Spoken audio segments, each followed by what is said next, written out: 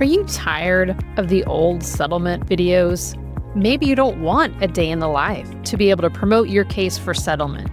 Well, then this is the episode for you. I've brought a special guest, Michael Schwarz, who is bringing a fresh take on how to do settlement videos. So let's get started. Hello, and welcome back to the podcast. I'm your host, Elizabeth Larrick, and today we are going to dive deep into a topic that I know all trial lawyers want to know just a little bit more about, and that is using videos to promote your cases. And to do this, I brought along a good friend of mine. I saw his work. It was amazing at the Arkansas Trial Lawyers Association seminar. So, of course, I said, we got to bring him on the podcast to spread the knowledge that he is bringing to this amazing space. So welcome to the podcast, Michael Schwarz. Hello. Thank you so much for having me. I'm just absolutely thrilled to be talking about this. Good. I hope so. You have formed your whole life around filmmaking, which I think is amazing. So tell us a little bit about your background. I know right now Prairie Nation Creative is your company, and we'll have links in the show notes for everybody. But tell us, Michael, a little bit about kind of your background and how you got started doing film. Sure. So, really, I've just always loved watching documentaries, and even as a kid, I always thought, though, like in history class, that some of the documentaries were, a little bit outdated and, needed a fluff. And so coming into this industry, I went to film school at the University of Central Arkansas after graduating from Bishop McGuinness here in Oklahoma City. And I got a mass communications degree there at the UCA.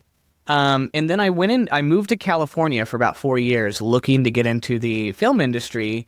And I actually got a job at a documentary production house that specialized in this type of work. And I immediately fell in love with it. I had no idea it was even a need or a thing. And as, people started needing more video for cases to help explain stories, and I was able to use my talents at that company. And then I didn't really like California. I kind of liked where I grew up in Oklahoma and decided to move back. And I started my own company, and I couldn't be more thrilled to be here. And now I've been lucky enough to have expanded into Arkansas, Texas, Kansas, even New Mexico, and just all around. We're starting to really grow outside of our bubble here. So I'm just thrilled to have this opportunity. And so that's a little bit about my background. Yeah, awesome. So here's what I'm hearing. You've got some extensive film experience where you went to California, you learned from the pros, and then you said, you know what, I'm going to bring what I know to a brand new space, right? There's not a lot of folks in Oklahoma City doing what you do. So I think that is awesome. But let me tell you, why would you get into working with trial lawyers? What was that pull to help in that particular segment? Well, it's interesting you bring that up because, when I first moved back here to Oklahoma, I immediately noticed that I was actually talking to one of my friends. Her name is Kathy Christensen, and she said that, oh, yeah, lawyers around here use those every now and again, but they save them for, the multi-million-dollar cases.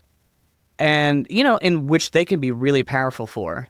But in my head, I was like, how can we bring video to storytelling and the technology of nowadays with compassionate editing and interviewing? And I was like, in my head, I'm like, how can we apply that to lower tier cases that really need that type of storytelling and to where lawyers don't have to save it for the really, really big cases?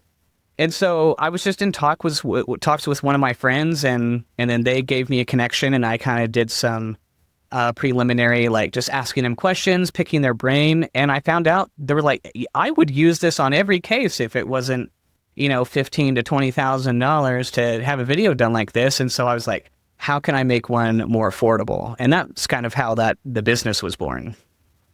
Awesome. And that is why when I saw you at Arkansas Trial Lawyers and I saw what you were doing and went to your website and reviewed the videos that you'd done, I was blown away that you were able to create this amazing, powerful video that was not a day in the life, by the way, even though I know that's what you do, and we'll get to that, I promise. But I love that you were coming into a place to allow lawyers access to this amazing product. And that's why I was like, okay, we are totally aligned because I feel the same way about focus groups. So that's why I was excited to get you in here. So tell me a little bit about, you do a couple of different types of videos for lawyers. And I know we talked about day in the life, and it kind of has a negative connotation a little bit, like it's, old and traditional. So walk me through kind of a little bit about the services you have for video. Well, and that's a really valid point. So I knew immediately when I kind of came up with a product, I didn't want to call it a day in the life video or a settlement documentary. And again, those can be really great and very powerful, but part of what the problem was is that a lot of lawyers it's just they're going to follow my client around, and I could do that with my cell phone, right? And so part of what our talent is the actual storytelling, being, creating a narrative that helps paint a picture of what exactly that client's been through. And I know that some lawyers are familiar with settlement documentaries as well, which actually include interviews. But looking at a few of them, one of the biggest things I noticed was that they were really long. And often what the video's intention is to help summarize to the other side what the case damages are, maybe if the lawyer wants to include liability, and they want to include pretty much just a little snippet of what the trial is going to look like to say, hey, let's settle this thing ahead of time.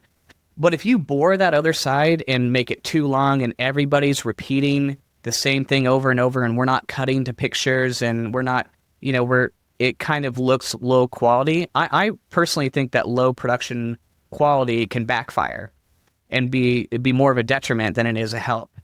And so while you have your client story, putting that together in a package that's quick and fast, but also it takes the time to breathe in the moments that it needs to breathe and really be there emotionally. The idea is that you want to make whoever's watching forget that you're even watching a video. You're just ingesting this thing, and you're almost captivated by what's going on. And of course, defense attorneys, the goal is not to make them cry. That never happens. But they don't cry. What are you talking about? I've never heard a story where wow, a defense attorney was so moved. But a defense attorney is moved not emotionally, but they're moved in the sense of I definitely don't want a jury to see this. And they're So I don't want the trial version of this video to come out in front of a jury, which is actually how we coined the term trial trailer. Because I believe that these videos are literally a trailer. This is what the trial is going to look like if we don't settle right now. And so in my head, I'm like, that made sense. I've never seen anyone else call it that before. And I don't know, it just kind of stuck. And now we get calls asking if they can have a trial trailer. And it's really interesting just how coming up with a new term for kind of a refresh of an old thing that people are used to. But if we put more of a modern spin on it, it can really make a huge difference. Well, and let's give yourself some credit here. You're not just relabeling something. I mean, the editing that you guys do, the thoughtful process of the story, the thoughtful, types of interviews. I mean, there's a lot of creative process that you put into it that has created a new product that fits with what's happening right now. And that is, people have shorter attention spans they've ever had. We all look at video for everything, but we don't want to watch a long one. We're impatient. So, I mean, you're combining all of this amazing film background, like movie thinking background, with what we need to, as lawyers, tell a story that's quick and impactful. And I actually appreciate you catching that. But you're exactly right. Every single time, I even do focus groups within my own company, and we kind of hey, what's missing? What can we add? What can we take away? What's too much? Before we send it to the client. It's a total team effort here. It's not just me doing all the editing and I hire some, overseas person just to throw it all together. It's really a team effort here. And the more that we grow, the more people we can bring on, and the more collaborative it is. And my favorite part is even working with attorneys, because they'll bring their own ideas. What's great to me is that some clients will come to me and say, Michael, here's the client's information, go do your thing. And we have other attorneys that come to us and say, hey, I have an idea, let's work together to bring in, like, they're very involved. And if you were to ask me which one I prefer, I don't have a preference. I love sometimes working with attorneys, and I love just being able to go out and do it too. So at the end of the day, the main point is that there are really, really difficult hurdles in our attention spans nowadays. And if a video is 30 minutes long, it has to be changing subjects, like new content, and you have to bridge things together. You make it flow, because if you let the video die down even for just a second, you're going to lose them.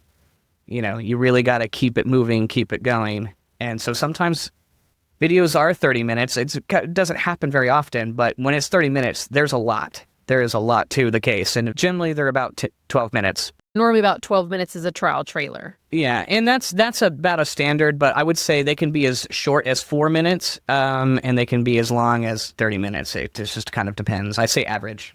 And so I know you do a lot of the trial trailers. What are some other things too that y'all are doing? I know you said, so are there any other kind of videos that you guys are producing for lawyers?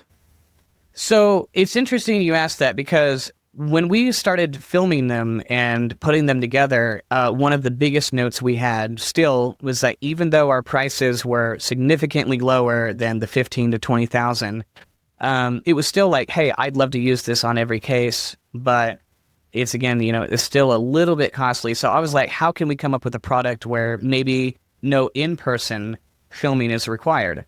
So another video product that we offer is actually called the Demand Impact Video. And it's basically a little brother to the trial trailer, and it's essentially all the same, the editing, graphics, everything you love about the trial trailer, but we do over the internet-based filming. Like Zoom interviews is probably but we use a different type of program to help with production value. But it's essentially Zoom interviews, which cuts down on the cost significantly. And these types of videos are more reserved for like $300,000 cases, $100,000 cases, when you're just trying to tell the story and you don't want a big, well, we're not a big production crew to start with, but you don't want to pay for the travel and everything involved, and you just want your clients to tell their story. We can actually help kind of put the story together through online video interviews and then edit it to be the same thing that you love about the trial trailer at a much lower cost. About how long are those videos? And they're about the same. I would say they're generally shorter, because with the trial trailer, you get 5 interviews. And then with the Demand Impact Video, you get 2 interviews. And then you can add on any amount of interviews. It's just a little extra cost. But I've developed this product specifically listening to lawyers who want to use videos more frequently in their cases, but they don't have the resources or funds to be able to spend.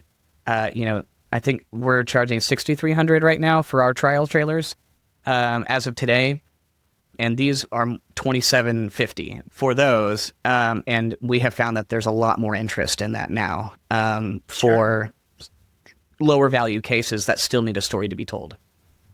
Sure, absolutely. And I think that, so thinking in people's minds about making a 12-minute video or even a 6-minute video, I mean, the power of your editing is overwhelming. And I say that just because I, used to think, oh, I could do my own video editing, and then hours and hours go and you just, it really takes a long time. So there is definitely a craft to it. There is a professionalism that goes into shortening things down into a powerful place without losing the impact. Yeah. And on that, like, one of my favorite parts, it's literally, it comes down to the tiniest of things. Like, if you have 2 interviews, right, and someone is saying something and they're like, my father, he can't walk the same, and he's hurt because of X, Y, and Z, and you have somebody else kind of adding on to that. I've seen cases, or I've seen previous video work done where they would just butt those 2 interviews up right next to each other, and you can almost hear the edit where and it almost like, but like just the small amount, just putting a little bit of space in between interviews and really thinking about the pacing too, and making sure that it's not like jarring. Those are like my favorite details. Sound effects, a little bit of music. You don't want too much music. You just want a little bit of music just to help, because we're rhythmic creatures. We like rhythm. I've often heard that music can be, it's like, oh, you're trying to make them feel something. It's not exactly true. Yeah. Music can do that if you use it wrong. What I like to use music for is to help just kind of keep the pacing going, but more importantly, when we change subjects, when we go from we go from maybe liability to damages, or we go from damages to future concerns. Like when you go from those different sections, you have a music change. There's like a change in energy, and that way it's like, oh, we're going on, we're keeping that momentum going. And so little things like that can make large amounts of difference, and those are my favorite parts. Sure. And I mean, also when you think of how our brain works, when you are cueing in more than one sense, like more parts of our brains light up, and the more likely we're going to be engaged. And like we said, keeping people's attention phase is like kind of the key part. We could be telling a super compelling story, but if I'm just talking at you, like you're going to be gone pretty quickly. But with, the story cues into my visuals and what I'm hearing, and then some music, which is like, it kind of plays on keeping people engaged. And then also, it does tap into other parts of our brain that really help with persuasion, even though people say, oh, you're trying to make me, sympathetic. Well, sure. There are definitely times where, we've seen commercials that 100%, donate for the animals, that Sarah McLachlan song we all know, that's just like, oh, that's playing on my sympathies. But yeah, you guys are a little more subtle than that, I would say. Yeah, we like our interviews and the client story to speak for themselves. The music's just there to help guide it, help, we're taking the viewer's hand and walking them through their life story. And exactly, it's just like, we actually had one of our videos called by the defense. We actually also, you were asking me about other products we do.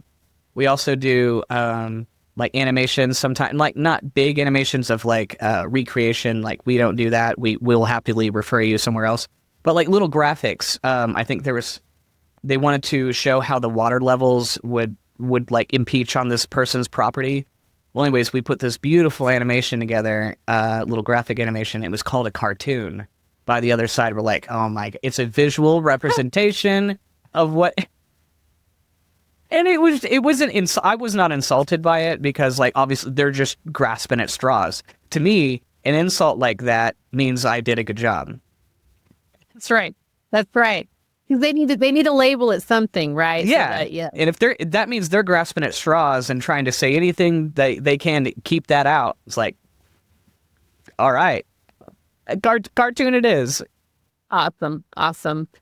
So tell me a little bit about, let's run through a little bit of like, you've got these videos, like what are some of the problems that you're trying to solve for lawyers with these videos? And, I think almost all of these may solve some of the same problems, but, kind of walk me through that. I would say 90% of the time, what our videos are for are damages.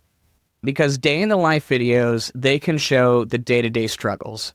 And those are great, and those can be very powerful, especially if someone's an amputee, or like you can see the scars, and you can just them walking around, you can see how their life has been affected. But sometimes a day in the life video is not good for invisible injuries. Like let's say, like we've had a couple of cases where brain injuries, cancer, or just in things you can't see in a day in the life video. And so our solution is to interview the clients, their friends and family, and mix that in with day in the life video. And that way, whenever lawyers are saying like to the other side, like, yeah, our patient or our client with brain injury is going through this, and this, hearing it firsthand from those people and bringing up graphics and showing them all together, and it all mixes in. And by the end of it, they're like, oh, we're screwed. So our intention, and one thing that I keep learning, the other part about this company that I love is that I learn something new every day. And so when talking with my clients and figuring out what their needs are, oftentimes I've heard over and over again that defense attorneys often take these cases without really knowing much about it. And so their company hires the defense attorney, or they have one on staff. And so they're kind of coming into this case blind. And so a video right off the bat can be something like, oh my gosh, okay. And then they can go back to their client and say like, hey, this is a really damaging case. I really think you ought to settle for the X, Y, and Z. But, you know, if you're sending a demand letter, it's long and it has a few pictures in it, and it could take a little bit longer for that process to happen. And so I've actually heard from multiple of our clients before that the video was a game changer right from the start. In fact, I just got an email 2 days ago that they've already settled the case, and we shot it a month ago and turned in a product 2 weeks ago, and they've already resolved it for like 1.25 million. That's amazing. And they got the policy limits, everything, and they said the video was a huge part of that. So I think the problem that we're trying to solve is how can we convey to these defense attorneys who come into the case not knowing much and tell our side of the story, there's like your side of the story in a concise, quick, powerful way that's I don't want to ever use the word guaranteed, but that is most likely going to be a game changer in some way right from the start. Awesome. Yeah, and that's what I was going to say is, you know, it seems to me like, one, it's very effective communication because it's quick and to the point, but also you got the story format, which sometimes I will tell you from a practicing lawyer perspective, and also now, you know, as a consultant, like, it is sometimes really challenging. We hear that told to us over and over again. It's got to be a story. It's got to be a story. And it's so challenging sometimes when you sit with a case for a long time. And that's because, again, we get these things at inception right when it happens, but it may take some time for things to develop, to file a lawsuit, to do a lot of the point to get where they're like, okay, now is when I need to get Michael in. And so it can be a struggle sometimes to then put the whole story together in a way that is short, which is why, like you mentioned, sometimes our demand letters are pages and pages. And again, sometimes they have to be, right? When we have adjusters that require all the key language and the keywords, but then you're able to basically take that and create this powerful video that anybody who opens that file, most likely what you're going to do, you're going to go to the video first, right? Like if we have any surveillance video, show me that first before we do anything else. So that is a great story as far as helping people get things done quickly that you gave us here about an email you got yesterday. Yeah, and on top of that, I always forget this one. Evidence preservation is an extremely important part, because like we have been getting more and more videos lately where we go and film right after right when the lawyer takes on the client, they call us, we go and do kind of just day in the life and film the interviews. And that way they have it early on. And that way, even if it takes 6 months or a year to get things done, and their client is mostly healed now, but they're back to work, but they missed 3 months of work and it was a really terrible time for them at that time, we have all that footage that showed their struggle right then. And it's so much easier to tell the story when it's happening, as opposed to having them go back a year earlier and say, oh, that was a really tough time for us. And then you see them walking around great and fine, and it's a little harder to... I'm not saying it's impossible. It's just, it's so much easier. So lately we've been getting more and more clients that will hire us as soon as they get the client, knowing that we're going to have a video done. It might not be 6 months from now, but we're going to get it filmed now so we have a more powerful story.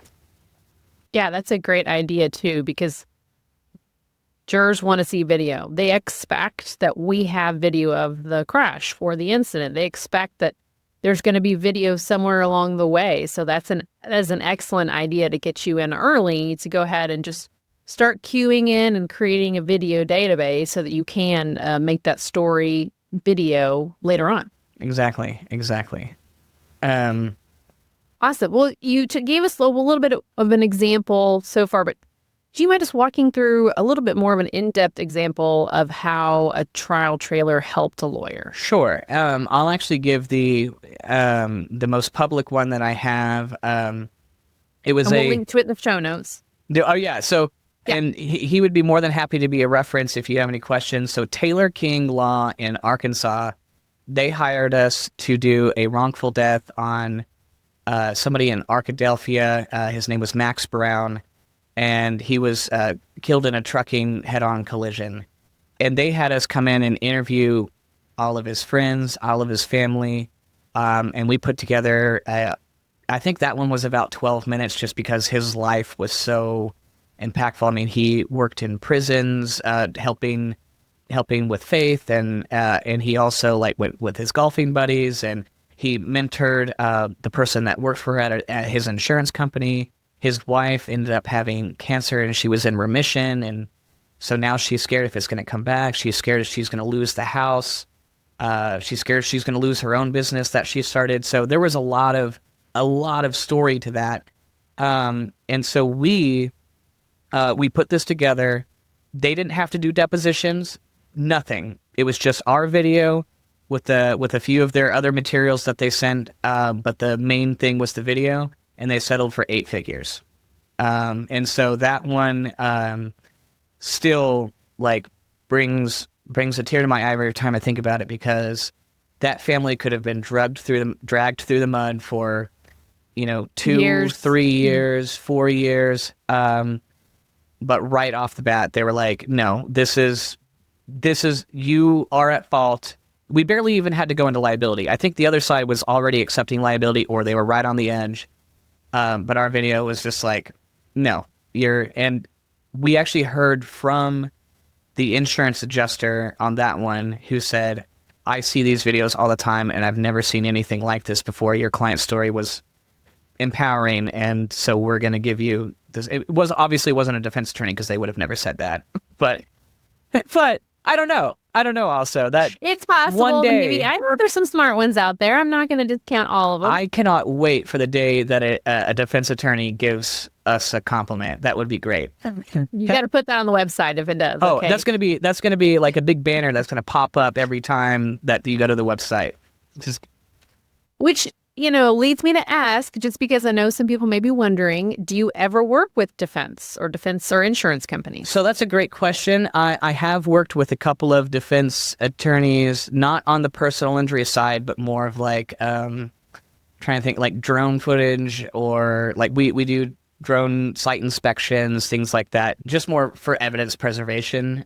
We've also done surveillance enhancements, or like police body cam enhancements, where we'll take video gotten from a security camera, or like I said, police body cams, and we will enhance them to either make them look a little bit better, or we'll take audio files and make dialogue appear more clearly, or like happen more clearly. And so we do a lot of enhancements as well.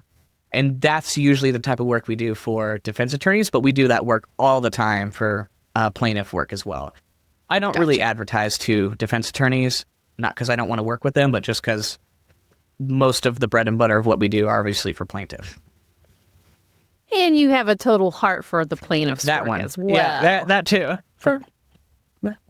No, I know that you do, if you go to the website, you do a little bit of real estate stuff, you do some other type of work. So what I want to ask you about is Abandoned Atlas Foundation. Tell us, there's a little bit of a sidebar, but I found it so interesting. So I think that'd be super fun for people to know about you. Tell us about that. Wow. Okay. I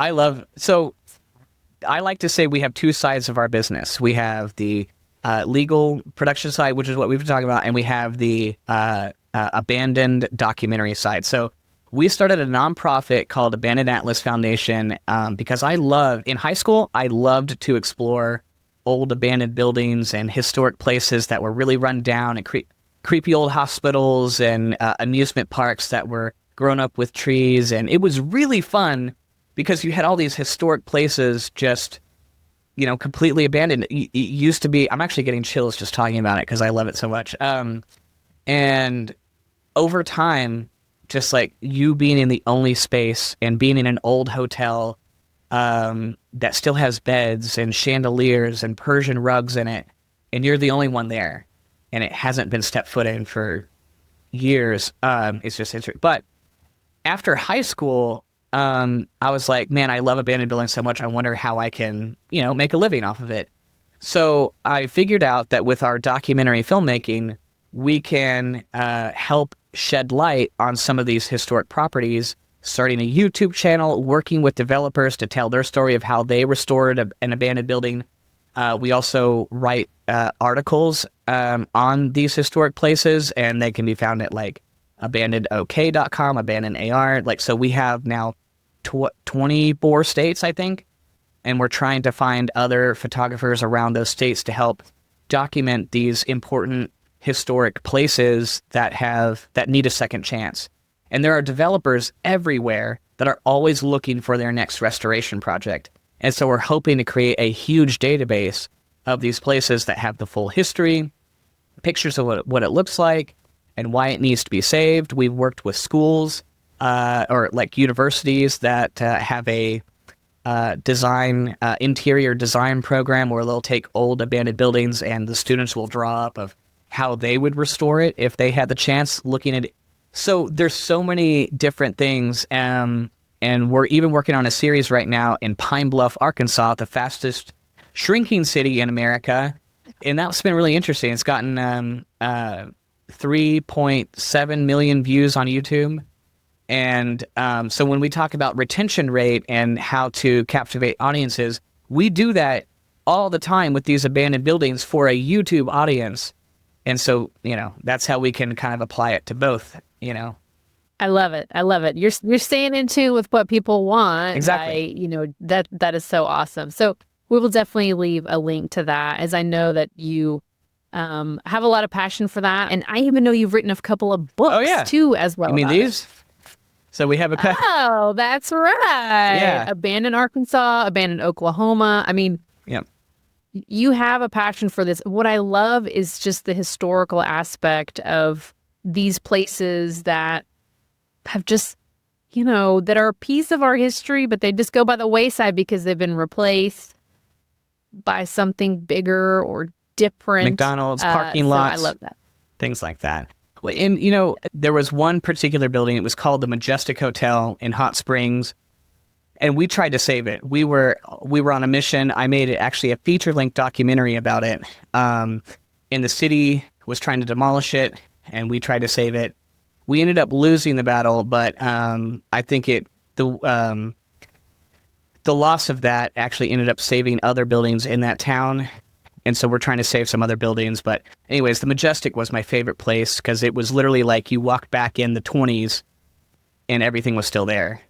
Like the spas, the check-in desk, literally everything you would want in a historic hotel was still there in almost like a museum you had to yourself. And so I thought that could have been restored, so cool. But unfortunately the city had other ideas. Well, that's okay. You preserved it for us so that we can go, if you're interested, and I'll put a link in the show notes for that as well. So if we have some lawyers who are interested in just learning a little bit more about what you do as far as filmmaking and that kind of stuff, what's the best place someone can go to learn about you? That's great. So if you just go to trialtrailer.com, it'll take you to our website where you can learn it. There's like 3 little categories down there. It'll say legal impact videos, which is where our trial trailers, demand impact videos would be. We have a couple of public samples that you can watch on that page. And then if you want to learn more about our historic buildings or just interested in that, there's a tab for that. And then you have the other category. We do so much that we just labeled everything else in other. So that would be real estate. And that's okay. We're talking to trial lawyers. Yeah, so we exactly. I totally, The two main things are the historic and the legal. Those are our 2 biggest things. So. And it's good to have a passion, and I appreciate that tie-in too to helping you with YouTube. So do you have a YouTube channel that we could look at too? Yeah, so there's one for Prairie Nation Creative, and I think it's just at Prairie Nation Creative. You could also just Google Prairie Nation Creative. Our thing will come up there. There's not like a YouTube channel in the standard sense where we're like, hey guys, welcome back to our YouTube. They're usually filled with samples and just random stuff we might be doing for trial lawyers associations and things like that. It's not a YouTube channel that's meant to be a YouTube channel. It's more of just a demo reel for some things that you can go see. It's full of just a bunch of random stuff, but shows what we can do. Wonderful videos that align with projects that may be it's random full to of a lawyer, exactly. but not random for You are so much better at this. And so I'm just like, it's just a YouTube channel for our stuff, and you're like, good. you're my personal ChatGPT. Like, no, you mean that's right. That's exactly right. No. Michael, you've been so lovely to have on as a guest. Is there anything I didn't ask you that you think would be helpful for lawyers to know? That's a great question. I think one of the biggest reasons I do this too is because our team, we get to work on one-on-one with your clients. And obviously this is not the only reason, but it's interesting to be able to walk away from a shoot and interacting with clients and hearing them say, wow, that really felt like therapy. I've never actually said, like, sometimes I walk away and they're like, I never thought I would ever say anything like that. And because I don't show up, like, our team, we don't like show up with like a list of questions, and we just kind of go down like, we have kind of a pre-con, and it's just engaging. It's just like a conversation, and we get to know them. We get to hear what their struggles are, and that's what kind of motivates me to do what we do, and then to see the final product really make a difference in someone's life. Why else do this job? Awesome. That is an amazing note to end on. Okay, so we're going to have all the contact for Michael and his company in the show notes, along with a couple other links if you're interested about the Abandoned Atlas Foundation. Until next time, thank you so much. And again, thank you so much, Michael, for joining us. And thank you. You did a wonderful job. I've been watching your podcast, and it's been really great. So I really appreciate you having me on as a guest. You do incredible work too. So don't discount that. Use her for your focus groups. That's right.